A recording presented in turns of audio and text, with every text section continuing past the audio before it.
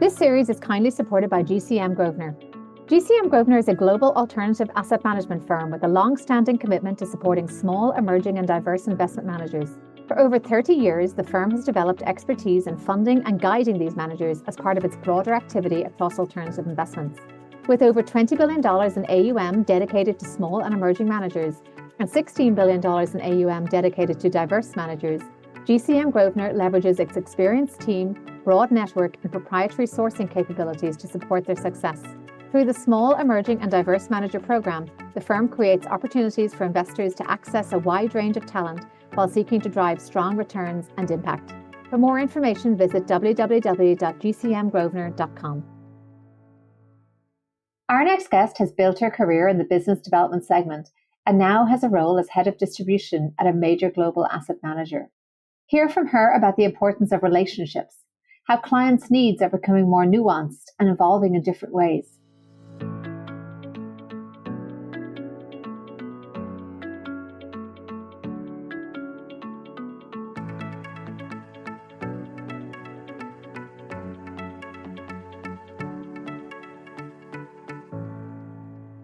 I'm Aoife Devitt, and welcome to the 50 Faces podcast, a podcast committed to revealing the richness and diversity of the world of investment and beyond by focusing on its people and their stories. I'm joined today by Jennifer Ryan, Head of North American Distribution at Lazard Asset Management. She previously was Head of UK Institutional Sales at BlackRock and Head of the US Institutional Pensions at BlackRock, and started her career at Goldman Sachs. Welcome, Jennifer. Thanks for joining me today. Thank you. I thought that you could start by tracing your background and how you came to enter the world of finance and investments. Sure. I started my career, actually, funnily enough, I was a liberal arts major, went to Boston College undergrad and went into consulting thinking I'd work for a couple of years and then go back to law school. And I found myself working with a client called Goldman Sachs. And working at Goldman Sachs enabled me to see the organization from the inside out, at which point I interviewed with the asset management business, which was pretty much in a reboot mode in the late 90s, and took a role there in a very marketing oriented role and then started working my way up from there. So I had various roles in sales in first the third party space, working with banks in the Northeast, and then moved over to the institutional business in about 2008 after I finished my MBA. And from there, I then went to BlackRock for 6 years. I spent 3 years in New York. Actually headed the middle market pensions group there and worked to get their OCIO effort off the ground. Then I moved to London around the time of the pandemic and spent 3 years there, and then made my way back to the US and joined Lazard at the end of January 2023. So my background has been really just through experience and opportunity, and actually having great mentors who introduced me to new channels of opportunity along the way. So I have to say I credit a lot of people in my career to giving me those opportunities. And of course, I invited you here because I'm always intrigued by the business development mindset and how that's developed, that thick skin that you need, and the somewhat nuanced approach to developing clients. And looking back, maybe going back a little further, did you always have those instincts to network and develop relationships, looking at your college and high school years? Oh, sure. Well, I do think that I've often been a connector of people, and I've often enjoyed that. But I ended up studying English literature and Spanish literature in my undergrad years. And I really enjoyed communication and writing, distilling messages. And I do feel that, the combination of working to simplify a message and make it easily understood is sort of at the core of what you do in a sales and distribution role. And I also think that just having an ability and an interest in human nature and working to adapt with people as their needs change is sort of the essence of what we try to do as good people in distribution. Understanding your client and adapting with their needs is critical to what we do. So I've always enjoyed that. And I do think that in the role of being on the front lines, your job is to really distill down messaging, make it easily understood, tailor it to your audience, understand what they care about, and then let them guide you in terms of where they want to take a relationship. So that's always been interesting to me. And my experience and my network has also been informed by those experiences. So I consider a real blessing that I've had the opportunity to work both in the US and in London. Well, as someone who's just come back from an extended trip to South America, studying Spanish literature sounds extremely appealing to me right now. Have you ever used your languages? And I think just getting back to our previous point, of course, learning languages does help with identifying differences, but also commonalities between different people. Did you ever use your language in your role? I do. I mean, as a teenager, I did a year abroad in Spain. I lived in Spain and studied there and learned the language, lived with a family. And that was a really formative experience for me. I, of course, have the opportunity to use Spanish in New York and in the US because it's everywhere. And I think it just, the experience of living in another country really helps you understand nuances and makes you a little bit more observant of human nature because there's not just one right way to approach things. So that's been really one of the, many formative events in my life. But speaking another language certainly gives you that extra perspective, and it has helped me. And moving on to business development as a craft, what would you say were some of your core beliefs when it comes to working with clients and developing new clients? I mean, key to this, I think, and one of the things that I did when I first came to Lazard is really making sure that you understand the ecosystem of your client. So we organized ourselves according to client types so that you understand the unique problems that an endowment faces versus a corporate pension versus a public pension. And you can really speak to their needs and their risk tolerance, as well as getting to know the people in that world and how they think and operate. So first of all, I think the core beliefs that I have in terms of covering clients is do your homework, know not only the client and what they care about, but know the ecosystem in which they operate and the world in which they, what they care about in terms of investment opportunities, but also governance, the limitations that they face. I think increasingly we see clients that are forced to have fewer relationships because they're being asked to do more with less. They need more partnership type of experience. And the way you become that partner is truly by understanding what their unique needs are and truly educating yourself so you can speak at their level. So it's truly understanding the client that makes a person more useful to an allocator because they don't have to explain everything to you. And that was my next question about how client needs are evolving. Because when we think about this resource constraint that you mentioned, this might be a common theme. We often see then clients looking to outsource their investment functions, and that then can become another relationship that you have to start from scratch with that outsourcer or OCIO. How would you say clients' needs are differing today? I mean, I think there's a big consolidation happening. So you see a lot of firms that have just fewer resources going the outsourcing route, but those who continue to have a staff, have a CIO, they're really rethinking their decision making. They're reconsidering capital allocation because of some of the things we're seeing in the world. The market is evolving. We're in a new rate regime. You're seeing geopolitics changing the way people allocate. And you're also seeing a huge shift in terms of the regime of private markets. We're seeing fewer distributions. It causes people to reconsider what they're doing throughout their portfolio. So I do see clients' needs evolving in a very big way. And on top of that, actually, we're seeing a bit of a generational shift in CIOs, particularly in North America. You're definitely seeing more retirements, more new CIOs starting. And with that, you see someone taking a fresh look at a portfolio. So it's a great opportunity to kind of reconsider the asset allocation of any portfolio. So with that in mind, you have to be conversant. It's really important to be conversant in terms of the things that really matter to clients. And they're very, very different according to different channels. And do you see clients having more appetite now for more esoteric types of investments? Thinking about where we are in the interest rate regime, is there more clustering around traditional investments or more appetite for different ones? I tend to look at portfolios as what is the problem you're looking to solve. So if you see inflation really creeping up, that's a main consideration. Real assets have taken hold.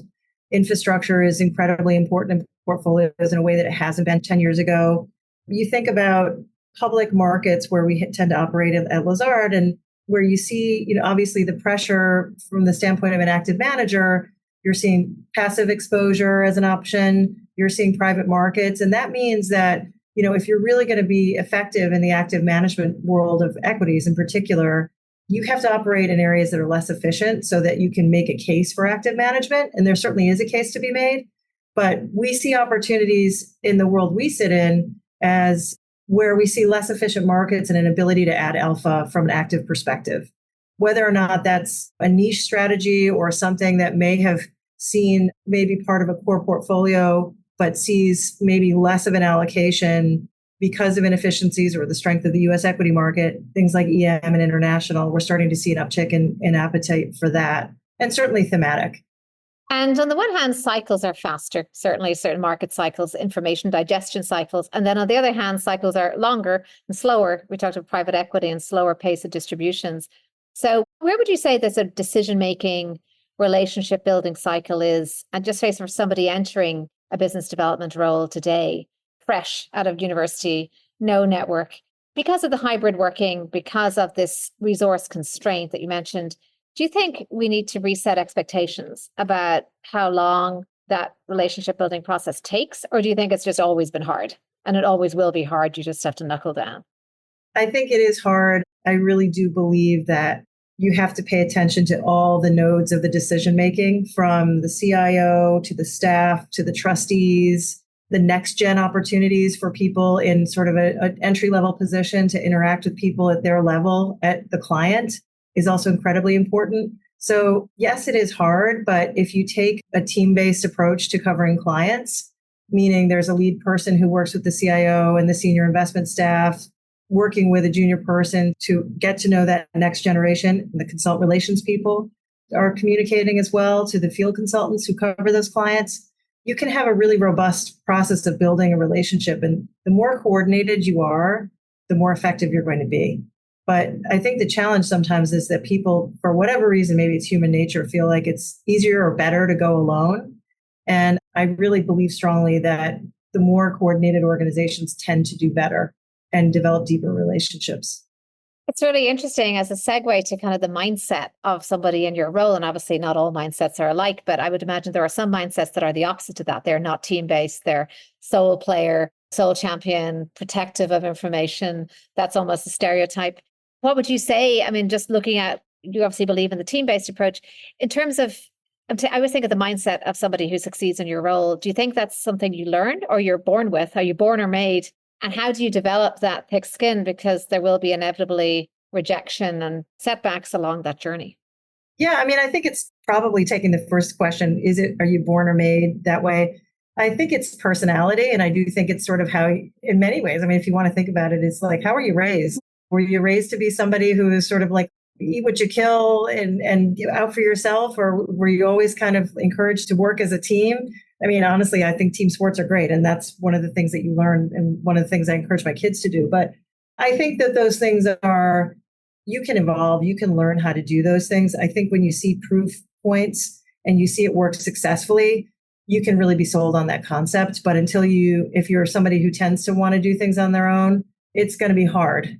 But when you see it in action, you kind of really know how powerful that can be and how it can shorten things. Because, of course, information and feedback really shape success in terms of a salesperson's career. The more information you have, the more adept you can be at changing and targeting exactly the needs that your clients have put before you. But one person can only do that so well. So I think that it's incentive structures that also make for a better or worse team environment. But I think you have to select people who kind of have that tendency, and you can kind of see it demonstrated in the way they interact socially too. And then bringing that to then the diversity question that I often ask on this podcast around our industry, its diversity and the importance of that, because it seems like if you're trying to build relationships at different levels, you're going to be facing clients with very diverse characters and perhaps backgrounds, et cetera. So you should probably, as much as possible, try to slot into that. How do you think our industry is doing? Are we attracting the right diversity of candidates? I think we can always do better. I would say we're squarely in the B category in terms of how diverse the business is. It's still not as diverse as I'd like it to be. I think we've made some strides, and clearly you see with women in senior positions and diverse people in senior positions, that always helps because they bring people along with them. But I do think that organizations have to strive to be disciplined in their hiring. They have to strive to be disciplined not only after they bring in diverse candidates to make sure that they're successful once they are in an organization. We tend to lose a lot of people at the VP level. And that may not even be a function of diversity. It may be a function of lack of career guidance or career planning. But it's more likely to happen if you've got someone who is diverse and doesn't see anyone that looks like them in front of them.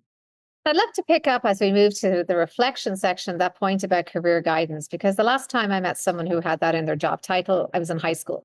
So I really don't think that the career guidance function, it may be called an executive coach later, but it's a little bit thin, I would say, in terms of its availability to us. And there's an onus on the candidate, maybe, or the employee to seek it out. How well do you think we do? And did you have anyone that guided you? I did. I mean, I also had the ambition. First starts with the individual. You've got to drive your own career 100%. And you'll find that people are more willing to help you if you demonstrate a hunger to advance and to be thoughtful about where you take your career. No one's going to take you by the hand and tell you where to go. You've got to have that ambition yourself. But I did have people who recognized in me that I was interested in advancing my career, learning more. And they were people that they did not sit in a title of career guidance counselor. They were people that I respected who had senior roles in distribution, and I worked alongside them. I went to meetings with them.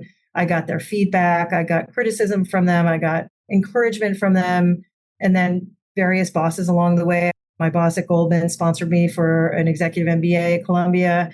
People like that who actually get behind you because they know that you're going to put in the time to be successful, I think is really the winning recipe. And I've had a lot of people in my career like that who've been supportive of me and have encouraged me to take chances. I mean, I think the other thing is that sometimes you got to take some risks.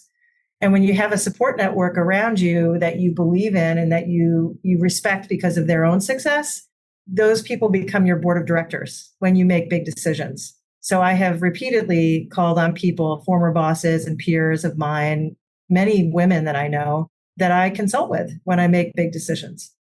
And it's interesting because that kind of develops, I suppose, organically. I find I get asked the question a lot from, say, junior employees, like, how do you develop and how do you gain mentors or how do you gain sponsors? And unfortunately, it's not really a question of asking. It's almost a more nuanced process of evolution. Is that how it worked for you? I think so. Yeah. I mean, I think it's like-minded people who have a natural connection socially or for whatever reason. It's got to be very organic. I like mentor programs because they facilitate engagement, but I think the best mentors and sponsors, we could talk about the difference between a mentor and a sponsor, are the ones that actually recognize that they see a little bit of themselves in the mentee and they really want to foster that. And the person who is looking up to the mentor says, yeah, I want to be like that person. I recognize that they're good at what they do. I respect them. They've got integrity, all those things. But those are very personal connections. And the ones that endure are friendships, I would say. So there's got to be something more than like, are you good at your job? It's interesting because as you get older, of course, so there are fewer people ahead of you. Like when you get into your 40s and 50s, there may not be that many people who can see themselves in you because they've already retired. So I suppose whereas it's an interesting, that it becomes, I suppose, fewer and fewer potential, but hopefully you've developed a network by then. Yeah, that's right. A peer group is very important. People that you know and trust. And I mean, I think that's critical. And I would say to anyone starting their career, invest in your network and your friendships and make sure that you give back to other people in ways that help them as well. So looking back at your career then, would you say there were any setbacks or challenges? Because that's often one of the key areas where mentors and sponsors can help, is in encouraging that resilience or maybe showing a path that they perhaps navigated through a similar setback. Was there anything in your career that led to some lessons learned? Yeah, I mean, so when I joined Goldman, I was not part of the analyst program. I was more of a lateral hire. So there was no fixed path for me. So I was sort of going it alone as opposed to having a 2-year program and then being accelerated to the next level. So that was just understanding that I had to chart my own course. That was one thing. Making the decision early on to go more of a client route when I could have chosen portfolio management or client-facing job was really a question of what am I good at? What am I really enjoying? There's sometimes what you think that you want to do because it seems good on paper versus what you're very good at. They're two different things. So the more you start to realize that you should lean into the skills that are naturally come to you, then I think that's important. Being a woman in the finance industry, I just felt very important. It was very important to me personally to have a graduate degree. I wanted to get an MBA and I didn't want to leave the workforce. So I wanted those credentials primarily because I had been a liberal arts major and I wanted to have the formal training in terms of finance and accounting and all those things.